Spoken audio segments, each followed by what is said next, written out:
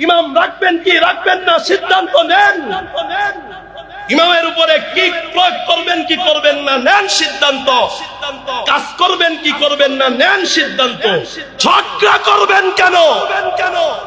ঝগড়া ইসলামে অনুমতি কে দিয়েছে? আপনি কিসের মসজিদের হিতাকাঙ্ক্ষী? আপনি আল্লাহর ঘরের মধ্যে ঝগড়া করতেছেন, আবার আপনি মসজিদের হিতাকাঙ্ক্ষী হচ্ছেন, আবার আপনি মসজিদের দলাল দিচ্ছেন, আবার আপনি মসজিদ সংস্কার করতেছেন, আবার আপনি মসজিদের দায়িত্ব পালন করতেছেন। আপনি ঝগড়া করতেছেন যেটা ইসলামে অভিশপ্ত, যেটা ইসলাম হারাম করেছেন। মসজিদের বাইরেও যেটা হারাম, মসজিদের ভেতরে আপনি সেটাকে বৈধ করে নিয়েছেন নিজের জন্য। আপনার মতো গাদ্দার ইতিহাসের কেউ হতে পারে। আপনি কেন ঝগড়া করবেন? মসজিদ আল্লাহর ঘর, আপনার বাপ দাদার ঘর নয়। আপনি এখানে ঝগড়া করবেন। তুমি দুনিয়ার সিকিউরিটি গার্ডের এক বাসে শুনলে, তুমি তখন অ্যালার্ট হয়ে যাও। এখানে ঝগড়া করা যাবে না, জোরে কথা বলা যাবে না। যে মসজিদ, এখানে এমন ফিরিস্তারা থাকে যে ফিরিস্তা যদি মুখ দিয়ে বাঁশি বাজায় পুরা দুনিয়া কিয়ামত হয়ে যাবে। কত ক্ষমতা তার! ওই ফিরিস্তাদের একটা ডানা যদি সারা দুনিয়ার উপরে মারে, পুরা দুনিয়া চূর্ণ বিচূর্ণ হয়ে যাবে। এমন ক্ষমতাওয়ালা সিকিউরিটি গার্ড মসজিদে থাকে। এদেরকে আমরা ভয় পাই। আমার সাহস যুগে মসজিদে এসে ঝগড়া করতে, তারা যে কারণেই হোক না কেন, ঝগড়া হবে কেন? ঝগড়া কি কোনো সমাধান? ঝগড়া কি ইসলামে বৈধ জিনিস? আল্লাহর রাসূল তো বলেছেন কিয়ামতের পূর্বে এমন অবস্থা হবে যে মানুষ গুনাহকে গুনাহই মনে করবে না। ঝগড়া যে একটা গুনাহ, ঝগড়া যে একটি অভিশপ্ত জিনিস। ঝগড়ার কারণে আমাদের নবীকে শবে কদরের তারিখ পর্যন্ত ভুলাইয়া দেওয়া হয়েছে। যে ঝগড়া ধ্বংস, এই ঝগড়া আজকে বাহিরেও যেটা গুনাহ, মসজিদে এটাকে গুনাহ মনে করা হচ্ছে না, বরং মনে করা হচ্ছে মসজিদের অনিয়মের বিরুদ্ধে যদি আমি মসজিদে ঝগড়া করতে পারি, আমি মনে হয় সফল হলাম। ঝগড়া করতে পারলে আমি মনে হয় দায়িত্ব পালন করলাম। কে তোমাকে ঝগড়া করার দায়িত্ব দিয়েছে?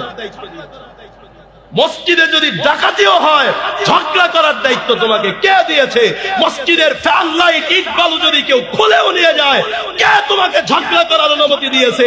মসজিদে যদি জিনাও হয়, কে তোমাকে ঝগড়া করার অনুমতি দিয়েছে? তুমি ঝগড়া করতে থেকে পেয়েছো। ঝগড়া কেন আসবে বলো? বলুন কেন ঝগড়া আসবে? কমিটি বানান, কমিটি ভাঙ্গেন, হিসাব ঠিক আছে কিনা তা দেখেন। ইমাম রাখবেন কি রাখবেন না সিদ্ধান্ত নেন। ইমামের উপরে কি প্রয়োগ করবেন কি করবেন না নেন সিদ্ধান্ত। কাজ করবেন কি করবেন না নেন সিদ্ধান্ত। ঝগড়া করবেন কেন? ঝগড়া ইসলামে অনুমতি কে দিয়েছে? আপনি কিসের মসজিদের হিতাকাঙ্ক্ষী? আপনি আল্লাহর ঘরের মধ্যে ঝগড়া করতেছেন, আবার আপনি মসজিদের হিতাকাঙ্ক্ষী হচ্ছেন, আবার আপনি মসজিদের দলাল দিচ্ছেন, আবার আপনি মসজিদ সংস্কার করতেছেন, আবার আপনি মসজিদের দায়িত্ব পালন করতেছেন। আপনি ঝগড়া করতেছেন যেটা ইসলামে অভিশপ্ত, যেটা ইসলাম হারাম করেছেন। মসজিদের বাইরেও যেটা হারাম, মসজিদের ভেতরে আপনি সেটাকে বৈধ করে নিয়েছেন নিজের জন্য। আপনার মতো গাদ্দার ইতিহাসের কেউ হতে পারে। আপনি কেন ঝগড়া করবেন? মসজিদ আল্লাহর ঘর, আপনার বাপ দাদার ঘর নয়। আপনি এখানে ঝগড়া করবেন।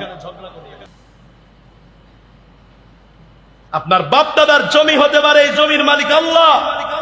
আপনার বাপ দাদা সেই জমি দান করে মসজিদে দিয়েছেন, এটা ওয়াকফ হয়ে গিয়েছে।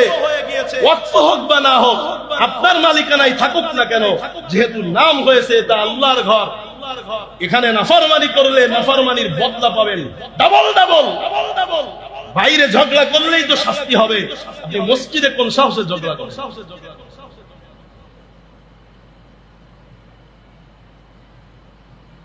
মসজিদে অনিয়ম দুর্নীতি যদি হয়, এই অনিয়ম দুর্নীতির ব্যাপারে সবাইকে আল্লাহ পাক জিজ্ঞাসা করবেন না, কিছু মানুষকে আল্লাহ পাক জিজ্ঞাসা করবেন, বলো তোমাদের মসজিদে কেন অনিয়ম হয়েছে, দুর্নীতি হয়েছে, এটা হয়েছে সেটা হয়েছে। কিন্তু মসজিদে যদি কেউ ঝগড়া করে, যে ঝগড়া করবে তাকেই আল্লাহর দরবারে হিসাব দিতে হবে। তাকেই হিসাব দিতে হবে। সে কমিটি হোক, সে চাচা হোক, সে ভাতিজা হোক, সে এলাকার হোক, সে ভাড়াটিয়া হোক, যেই হোক না কেন, যেই মসজিদে ঝগড়া করবে তাকেই আল্লাহর দরবারে আসামির কাঠ গলায় দেওয়া হবে। আল্লাহর ঘরে এসে ঝগড়া করতেছে, কসম আমার খোদার, এই কথা বলার আমার মোটেও নিয়ত ছিল না, হয়তোবা দরকার ছিল বোধেই আল্লাহ পাক মুখ দিয়ে ঢেলেছে। এই যে আমি মোতালা করে আসছি জুমায় আজকে কি বয়ান করব, এই মসজিদে ঝগড়ার বিষয়ে যে কথা বলবো, এটা আমার ব্রেনে মোটেও ছিল না। এখানে বসার পর মুহররম নিয়ে আলোচনা করতে গিয়া মুহররম মাসে নাফরমানি করা খারাপ, অন্য মাসের থেকে এ মাসে গুনাহ করলে সেই গুনার ক্ষতি বেশি, আল্লাহ বেজার হন বেশি। আবার কিছু জায়গা আছে ওই জায়গা থেকে অন্য কিছু জায়গা আছে ওই জায়গায় গুনাহ করলে আল্লাহ বেজার হন বেশি। কথা বলতে গিয়ে এই কথা আসলো, মসজিদের বাইরে নাফরমানি করলে গুনাহ তো আছেই, মসজিদের ভেতরে করলে সেটার গুনাহ বেশি নাকি কম? দুই প্রকার গুনাহ, একটা তো গুনাহ করার গুনাহ, আরেকটা হলো আল্লাহর সাথে বেয়াদবি করার গুনাহ, ফিরিস্তাদের সাথে বেয়াদবি করার গুনাহ।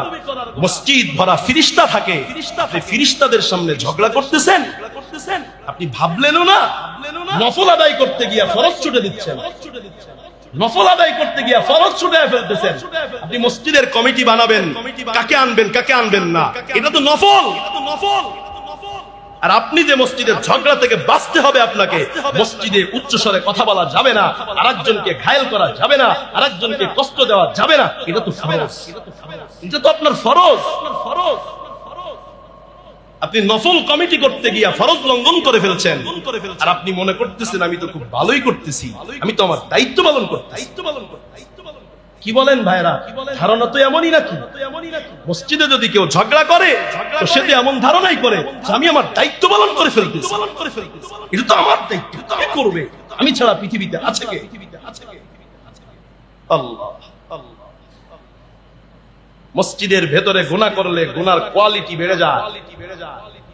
এই মসজিদ থেকে মসজিদে আকসায় যদি কেউ গুনাহ করে আরো বেশি ক্ষতি হয়।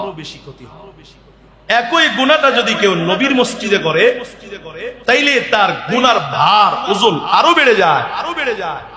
একই গুনাহ যদি কেউ বাইতুল্লাহ করে তার ওজন আরো বেড়ে যায়।